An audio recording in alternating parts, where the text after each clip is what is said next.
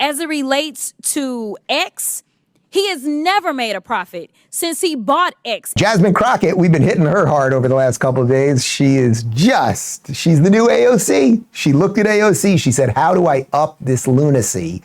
And she has. Here she is going off on Mr. Elon, and she's also not happy with a certain Trump person. If you could tell Donald Trump anything tonight, what would you tell him?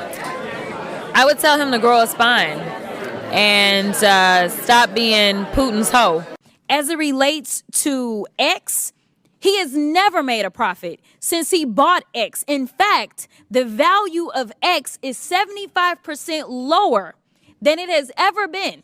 So if I am going to go look for somebody to run a business, I'm going to look for someone who is going to run one successfully. And before people start screaming and yelling about, well, he's a billionaire.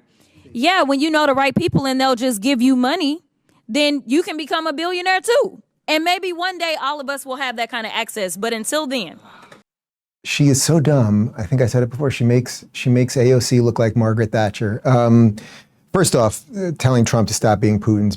It's like figuring out how to get peace and not roll ourselves into a nuclear war and not endlessly fund Ukraine. That's not being Putin's bitch. Okay. I would say if you wanna, who's the bitch to who here? I'd say we have been the bitch to Zelensky over the last couple of years, right? He just kept strolling in with his sweatpants and telling us what he wanted, and we kept giving it to him. That seems more than Trump actually trying to broker peace. That's number one. The idea that people have just given Elon money is absurd. He completely has turned around Twitter. I don't know that it's running at a profit yet. Do we have any numbers on that specifically? But that's irrelevant. First off, the guy also has SpaceX. The guy also has Tesla. Ask the Tesla people people who own Tesla stock, how well that's doing over the last 10 years. He's got the Boring Company. He's got all of these other things.